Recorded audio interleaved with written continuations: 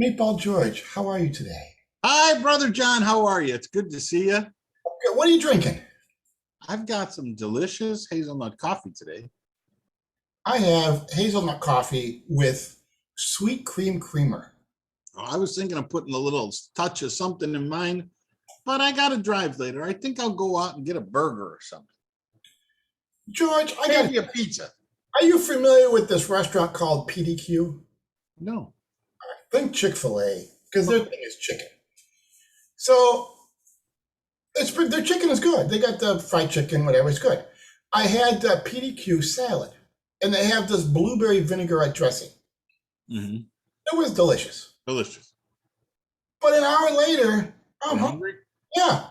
So I like instead of having a sandwich and fries, whatever fries they have, I forgot, and a drink, I did the salad. I'm a little bit healthier, but now I'm going to blow it all when Yeah. I go have something to fill myself up. So I don't know. And You maybe should be ashamed of yourself. Shame on you. shame on you. I'm going to eat more tonight. I'm going to end up eating a bunch of crap Uh-huh. that is no good for me while I'm watching football. It's There Saturday. you go. Okay. So I went and tried to do healthy, and I'm going to blow it in about as soon as we're done with this. Tomorrow's a new day. Turn over a new leaf. Okay. So the Bills play Monday. Oh, Yes. so you're drinking? I'm drinking coffee. It's just a coffee day. Um, the Bills play Monday, and it's against the. It's not. I don't know if they're the arch nemesis, but they're definitely a nemesis. This freaking Tennessee Titans. They've been a thorn in their side. They've been a thorn in the Bills' side the last few years. Knocked them out of the playoffs once, and took them for a loss last year during the season. And the Titans, I don't remember getting knocked out of the playoffs, but I know we've well, lost. maybe somebody else did it, and I'm thinking it's them. But then the Titans held on for a victory last year and ended up as a top seed. Top seed. Had the Bills won that game, they would have been a top seed. You know what? Had they won that game, I think you're right. They had already beaten Kansas City. Right. So if they have the same record as Tennessee and Kansas City, They would they have had the seed. Yeah. yeah. All right. So I know it sounds crazy to talk playoffs in the second game of the season, Right. but ironically, when you think you're a real contender and there's a possibility of having home field advantage, which I think we both agree would really help the Bills. Um, this is a game against a potential division winner. Yes. You know. All right. Second Oh, game of the season, second up game. against a potential playoff team, Now, certain could make a difference in seeding. 2 years ago, Derrick Henry ran over Josh Norman and he ran over the Bills. Right. Last year was a very close game. The Bills offensively performed pretty well. I think they got out to a lead. Yep. Tennessee kind of came back. They never abandoned the running game, but they came back. I remember seeing a bunch of passes to AJ Brown. I remember We seeing could not stop AJ Brown. I remember seeing Tannehill being able to run, like just not scrambling from getting pressure, but just kind of going, "Hey, there's nobody. Okay, I'm going to take these 15 yards because they're free." Yeah. All right. What's your feelings about this game coming up? Well, my feelings changed about 20 minutes ago. Up until then, I thought this would be a Buffalo blowout. A blow. Tennessee, Okay. Tennessee would come into Buffalo. The Bills would absolutely take them to task, rip them apart on both sides of the ball, and that'd be the end of it, and probably the end of the Titans for the season. I thought they would absolutely humiliate them and dominate them. And now, John, I hate to say, we have some key injuries on our team. Who's injured? On the defensive side, you have two interior linemen. Ed Oliver, who hasn't practiced all week, he's still listed as questionable for the game. But how much can you expect of a guy that hasn't taken a snap all week and only played like maybe 17 snaps in the first week? First game. That's right. All right. And then, I got you. but the defense, it performed extremely well with Oliver out of there. But then we now have a second injury on the offensive or in the defensive line, on the interior, and that's Tim Settle, maybe one of the most important playmakers we have so far this year. He really, when you married him with Daquan Jones or Jordan Phillips, they collapsed the pocket and put so much pressure on. And he's now listed as doubtful. Both interior linemen have ankle injuries.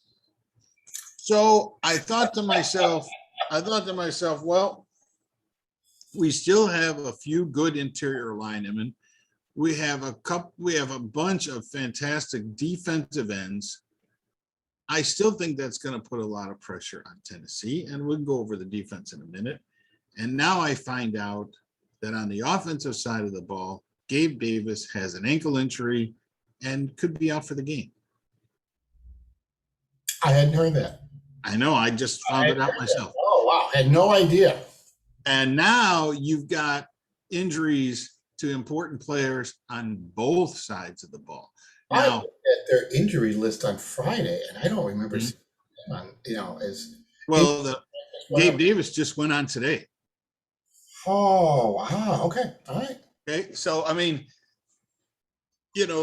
when I watched Kansas City, who I thought was the second best team in the AFC this year, when they played this past Monday night, I thought they struggled. They were able to beat San Diego, but I thought they struggled certainly somewhat on the offensive side and a lot on the defensive side.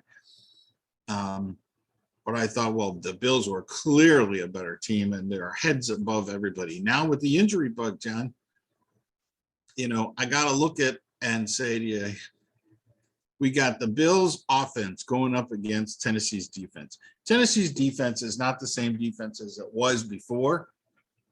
It's not quite as good. They do have one really good defensive lineman. I can't remember his name. Maybe you do. But outside of that, I think that their defense is a little bit lacking.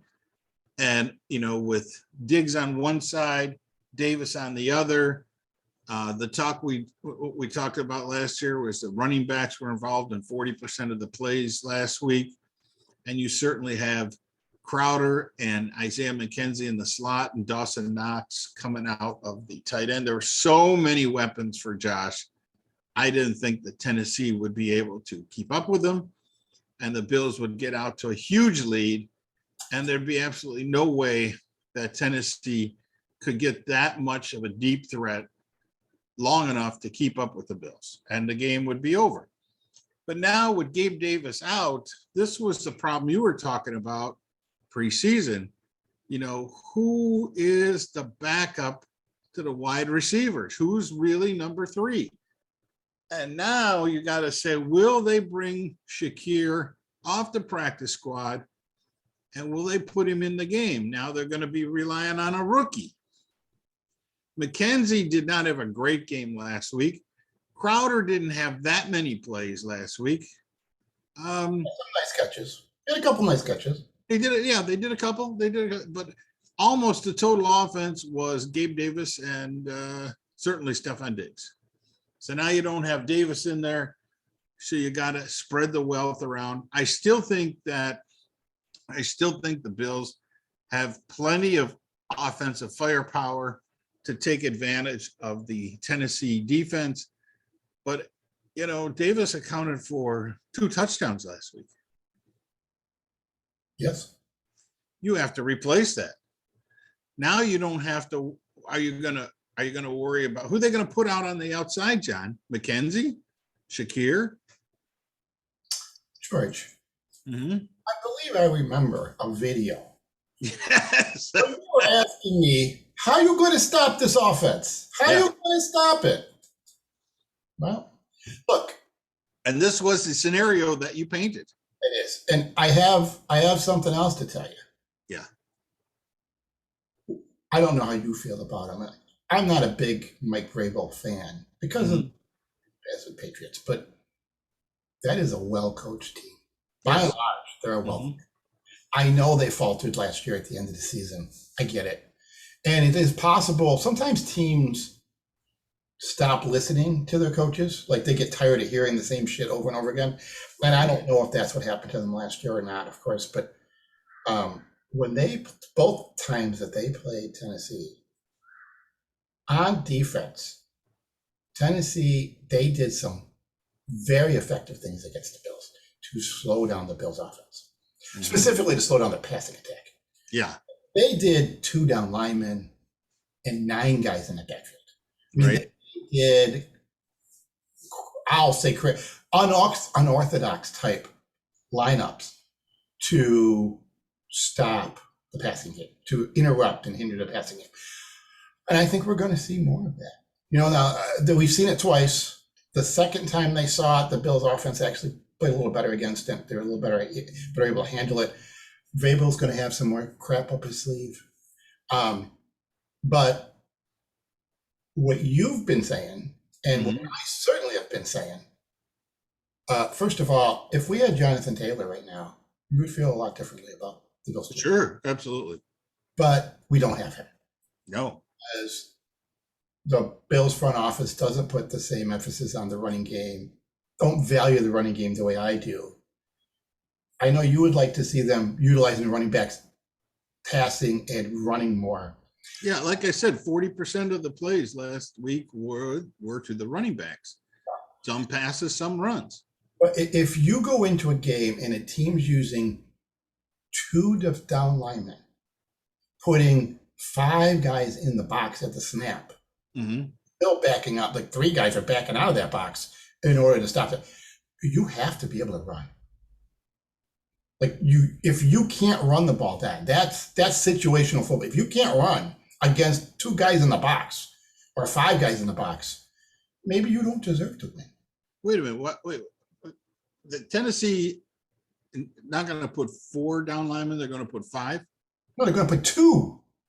Oh, 2 and flood everybody in the back. That's I think the Bills would chew them up. I think Josh Allen would take advantage of that himself. Hold on. We have video evidence. Yeah, but you got a different offensive line this year. Okay, that's fantastic. A totally different offensive line this year. Yes, we do. Now, are they all pro caliber? Not yet. But are they way better than last year? Come on. Yes. No question in my mind. And no injuries that I know of on the offensive line. So, and I think with the Bills utilizing 40% of the plays last week, they handed it off to their running back Cook, the rookie. One play, the kid fumbled, and we never saw either him again. They gave it to Moss. He fumbled. We didn't see too much of him after that either. But, Singletary, he quietly gets somewhere near 5 yards a carry every game. Didn't we say that they had the running backs had about 99 yards last week? Yeah. Running the ball. And then they got more yards passing. Well, no, that was their total. Oh, that was okay. Their total was around 100 yards, maybe a little less than 100 yards. And that was about 25% or 23% of the total Bills yards. But it accounted for 40% of the Bills offensive plays. So they utilized their backs. They weren't as effective as we would have liked it, but they did utilize it. Right, 3 scores. Right. I got you. All right. So look. And by using them, that pulled the guys up on defense, and Diggs and certainly Gabe Davis was able to take advantage of it and find open spots in the secondary and walk in for easy touchdowns. Now, and I want you to notice something here. Okay. Josh Allen, and we all like him, and he had a good week last week. Yeah, he had 2 interceptions. I don't know if you really picked up on this, but he threw short a lot. He did. I mean, he threw to Gabe Davis, who was doing a post. Didn't Colin say something like, looks like we're watching Tom Brady? Yeah. A man to the offense and his willingness to take short passes. I know he meant that. No. You're not following me. I'm telling you that he didn't throw the ball far enough on some of the passes.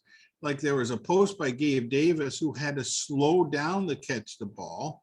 And then he was caught about the 10-yard line because he had to slow up and catch the ball. If Josh was on target, he would have thrown the ball just a little bit farther and Gabe Davis would have walked in. And what about the one to Stephon Diggs, who was wide open past Jalen Ramsey, and he had to turn around and backpedal at a slow pace to wait for Josh Allen's ball, and because he didn't throw it deep enough. So Josh Allen is he's a little off. Okay, I got to stop you there. Okay. What you said about those passes is accurate. Yes. But the pass to Diggs, where Diggs has to slow down, Ramsey's running, trying to catch him, and he's running. Yeah. Allen is flushed out of the pocket, running to his right, Mhm. throws the ball 52 yards in the air, Yes. and you're bitching. I'm bitching about it. Yeah. You're bitching about it. I'm just pointing out because There's 30 quarterbacks in this league, 32 quarterbacks, there ain't but 2 or 3 guys that can make that pass. we talked about how, and you brought up how, like, during the off season, he rested his body. Yeah. Maybe he wasn't totally in shape and playing shape that we would think of him in midseason form. Okay. And he There- was able to make those passes before, but I saw a number of times where his range, he just wasn't able to zero in on the range yet. okay. Close, and we made a lot of those catches because he only missed 5 passes. 2 were interceptions and 3 were just incomplete. So he had a great day. You know, when you about mid-season form, I don't think, like, there's got to be another word. Like, I don't know that he would be considered out of shape. I think he's probably in fantastic shape. Yeah. But that sharpness of the other skills is what you're talking about. Yes, that's correct. He only threw 3 passes in the preseason in a game scenario. I'm sure he threw a bunch, 100 passes in practice. But I understand. So I don't know what that word would be fit. I mean, I'm not quite sure what word, because when we talk about he's not quite in mid-season shape, it almost makes it sound like he's walking around with a spare tire. And of course he's not. He's probably in great shape. But that you want your quarterback in particular to be sharp. Sharp. Baseball pitchers, sometimes they're on, and then they'll every so often have a night where they just don't have command of all their pitches for whatever reason. And that's the kind of preciseness you're looking for. But he still had a great game. Yeah. And I'm predicting that the Bills offense, really, I think they're going to be similar to what we saw against the Rams. I think Josh Allen's going to take what they give him enough times and utilize the backs out of the backfield, running and passing, until that draws Tennessee up. And then whoever he has on the outside, whether it's Diggs and Shakir, or Diggs and McKenzie, or Diggs and Kumaro, whoever he puts opposite him, eventually they'll get some big plays. And I think they'll score a good 5 times again. And I would think 31 points, like against the Rams, might be similar to what we see out of this offense again this week. I would pretty much agree with what you're saying. I would just, the one nuance thing I would throw in there is they went out and got Stafford. One of the reasons they liked Bates was because he could, in addition to pass block, he was an effective run blocker. Right. One of the reasons that they really liked Spencer Brown, he came in as a decent, good run blocker. And he had agility and quickness, and I thought that he could become a really good right tackle to pass block as well. So I think that not just utilizing the running backs, I think they're going to run with running backs. I think this is the game where they say we're Sean and the general manager Bean are like, hey, John, we could have a good running game without taking a 1st round pick or 2nd round pick for it. We can manufacture that with the guys we got and better offensive line play. Right? They went out and got the coach. Okay. So that's like, I think they're going to force them to put people in the box, which will then in turn, I think they're going to try to force them to put people in the box to stop a running attack. I think the last time they played, they had a guy spying Allen two down linemen, and everybody else was playing a variety of zone and man to man. I mean, they put 8 guys back there, dropping back. So, but if you're going to play that kind of, it's not a jump defense, but if you're going to play that kind of defense, it opens you up to other things. Mhm. And hopefully, our offensive coordinator will be ready to take advantage of that. Yeah, I think so. And, with an actual running attack. That Gabe Davis is a hell of a blocker downfield as well. Mhm. Although we didn't see a lot of that last week because we really didn't get running backs out that far for him to really be effective in blocking. Maybe a couple of times with Singletary. But I think you're going to see they're going to bring that rookie Cook out again. They're going to let him get back on the bicycle. Good. And let's not be afraid. Let's get back into the game. Maybe they'll throw to him. Maybe they'll run to him. Whatever they do, they're going to want him to get used to things. And with Gabe Davis, if he misses this game, I think you'll see them activate Shakir this week. I really thought for sure last week he'd be part of it. They never addressed him. They didn't need him. But I think you might see him in the game this week, John. If they decide to put Kumaro out on the far end, they might use Shakir on punt returns. But I think you'll see Shakir in that game. Yeah, listen, especially if Gabe is not healthy. If he's a scratch, I think you're right. Yeah. I think you're absolutely right. I'd like to throw something else at you there. Even though I hear what you're saying about Gabe Davis maybe not blocking downfield, they had him blocking in the box a bunch. I think he played every snap. He played more snaps than Diggs. He did play a lot of snaps. He was a very important player for them in their backside blocking to protect the backside on running plays. And also he was chipping against, he was blocking linebackers for Chris. Yeah. So how they manage without him, now that could be a Kumaro. Mm-hmm. That could be, or that could be a tight end. Crowder. It could be Crowder. I don't know if Crowder is a blocker per se. Yeah, but he's not that big a guy. But maybe they substitute a tight end. Yes, right. Maybe you'll see more Sweeney in there. So we've got that offensive line coach. I keep forgetting his name. I'm sure he will help figure out how to deal with that. The other thing I will throw at you, and you and I talked about this a little bit off screen. Tanner Gentry was dropped off the practice squad. Mm-hmm. During this week, they picked up, for the life of me, I can't remember his name, but they picked up a defensive tackle that had been in their training camp. So the news that we've got 2 defensive tackles that are on the injured list, and that news about the practice squad, they already had 2 defensive tackles on the practice squad, so now they got 3. I think there is a real chance they could pull somebody up off of that. Sure, I agree with you, because part of the success of the Bills last week was they did rotate guys in and out, and the offensive linemen had to remember all the different film on every one of these guys. Now I'm seeing Oliver, then I'm seeing Daquan Jones, and I'm seeing some Shaq, or not Shaq, but I think we'll see him in the game. And they had to try and remember everyone, and they kept rotating them, and it was difficult for the Rams to do that. And I think we're going to see that.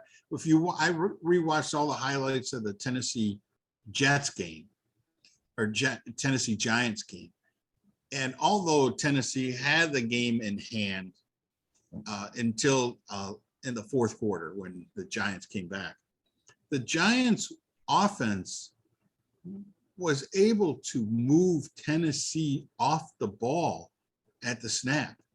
They had a great push with their offensive line, and Saquon Barkley had a hell of a day. Yes, 2 of those runs were extremely long, but wouldn't we be happy if one of our guys got 200 yards or something in runs because he had 2 huge running plays? So I think the Titans defensive line is vulnerable, and I think that our offensive line is going to be able to push them around, and you're going to see a lot of guys in the box, I think, And then you're going to see Josh Allen go to work with whatever receivers he's got out there. You want to switch to the defensive side before we run out of time? Yeah, let's do it. All right, on the defensive side, like I said, they got, I'm sorry, I don't have the names here, but they do have one good defensive lineman that can put pressure on Josh Allen. And so we'll see if the Bills utilize another quick release game from Josh Allen, who was able to throw the ball out, although he utilized his wide receivers and some of his running backs more than he did the slot or the tight end last week. But he did take a lot of short passes, didn't he, John? Yes, he did. And they were able to move the ball, except for a couple of, they had 4 turnovers, the Bills, 2 fumbles, 2 interceptions. And I think they'll clean most of that up. Japs was willing to take what they were giving him and had enough command over the different routes and options that he was really on target. Like, he was sharp with hitting the guys, anticipating who would be open, and that luckily both the receiver and Allen read the right option routes the same way, and he had a good day that way. Yeah, and when Josh Allen finally took over the game in the fourth quarter and started to run that ball, I think it absolutely destroyed the Rams defense and demoralized their linebackers, and I think they just gave up.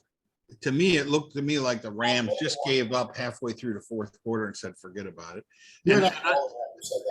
And on the offensive side for Tennessee, they've got, watching the Giants game, they utilized their running back Hilliard quite a bit, receiving passes out of the backfield.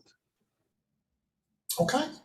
And so Derrick Henry got some runs, and then they threw a lot out. Tennessee totally tried a short passing game, and it worked against the Giants. But I don't think it's going to work against the Bills, because the Bills can bring pressure with 4 guys and flood 7 back out there into the secondary. And I don't, I think the Bills will do the same thing that they did to the Rams.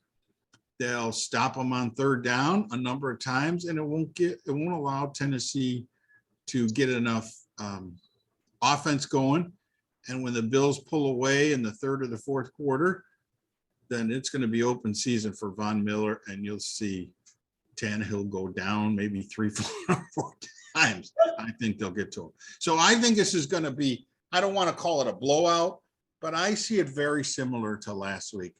28-10, 31-14, somewhere in that range. I still see it. They're 10-point favorites. I saw one guy said, they won't cover. They'll only beat them by 9. I'll take a 9-point win. But I think he was like, okay, they'll win 30-21. I just don't see how they're going to score 21 points unless it's a pick 6 or a fumble recovery, scoop and score. I just don't see how their offense is going to get that against the Bills defense, even with those 2 guys in the middle of the line out. I just don't see it.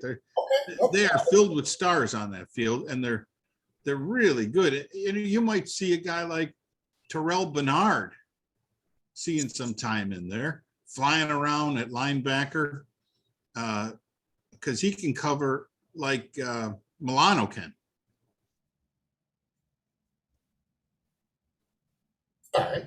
I'm just not calling him a star. No. But instead of Edmonds out there all the time, you might see Bernard in there if they think that they're going to start throwing the ball. And that's an extra coverage guy, because he's quick enough to do that. The last 2 times they played Tennessee, it wasn't uncommon for the Bills to play 3 linebackers. Mm-hmm. Johnson comes off, and they put that linebacker out there. Well, I think they did that to stop the run, didn't they? To try and stop the run. They absolutely did. And I believe Tennessee is going to want to run. Yeah, they could put it out for that reason, but who are they going to take off? Teron Johnson? Well, presumably, yeah. So, you might see that. You might see that. But this time, I don't think it's going to be to stop the run. I think if they see it, it's going to have more lanes blocked from Tannehill, who is a good accurate passer, by the way. I mean, he's not Mahomes, he's not Josh Allen, he's not Herbert, but he's a good, solid quarterback. He's a top. I just don't think he has the horses this year on either side of the ball to get it done. I love Tyrod Taylor as much as the next Bill fan. But I think Tannehill was probably better than Tyrod. Tyrod. Yeah, I agree. You're judging different things. Tyrod didn't turn turnovers and could hurt a team, could get you a first down with his feet. You're not expecting Tannehill to do Yeah, that. but he can't see down the field. Everybody was taller than him. He couldn't see. There were some drawbacks to his game, and that's where I think Tannehill does just a better job of running an offense. Absolutely. And is an accurate passer. Yeah. We'll have to see if they, a team in college, they say a team gets tremendously better between their first and second game. I don't think you see that as much in the NFL because you have so many veterans on your team. If you switch out 2 starters in a year, if NFL teams changes out 2 starters, that's a lot. Maybe that's Right. certainly not 4. I mean, sometimes colleges will change out 5, 6. They might change out 11 starters. So, but the biggest improvement will often happen between the first and second game. I would certainly expect Tennessee to be better this game, to look better. And they got to know that they have a hell of a challenge in front of them. Right. So it should be a fun game. George. Yeah.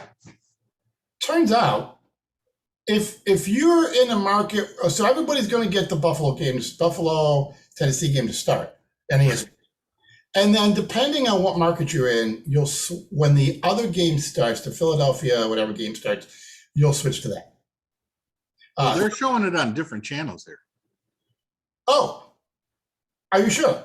That's what I thought I saw. Yeah. Okay. I thought they were showing one game on is it ESPN and one on Could be ABC or ESPN2.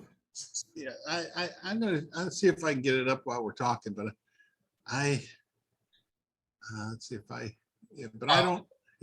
don't think that we were gonna lose the game. That's not No. Well, I don't think so either. But what I was going to say is they're planning some interesting stuff where they're going to have both split screens where both games are going, because the second game is going to start about when the Bills game. About halftime, right? Well, a little before that. It's going to hit about the middle of the second quarter. Okay. When that game is going to start. So for that amount of time, you'll get maybe some split screens. They may go back and forth like the red zone does. And then at halftime, I don't know if you're going to see the traditional halftime show. You may just see the other game. I don't know. Right.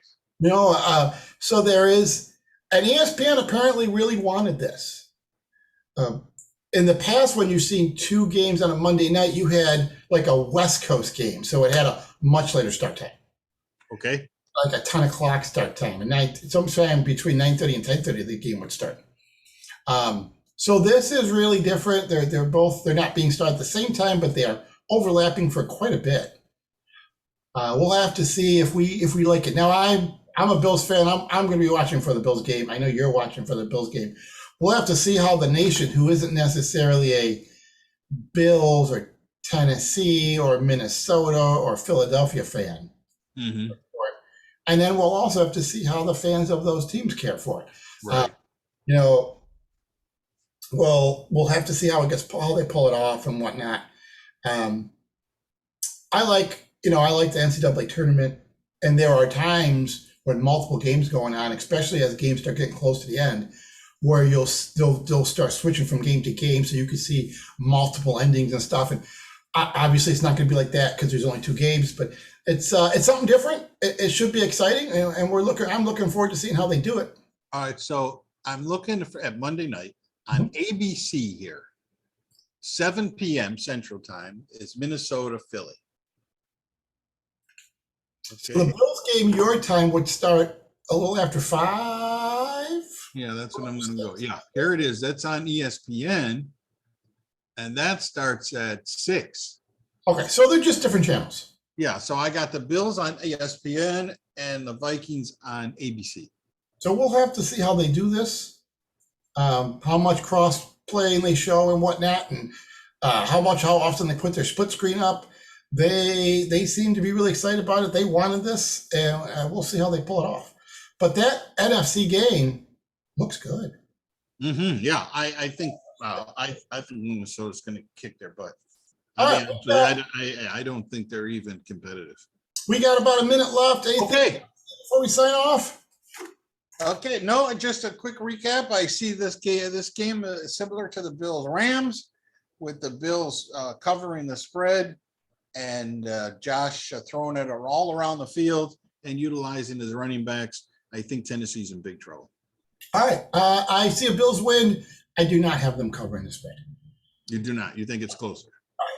All right, have a great night. Okay, thank you. Enjoy the game when it comes on. Enjoy the game.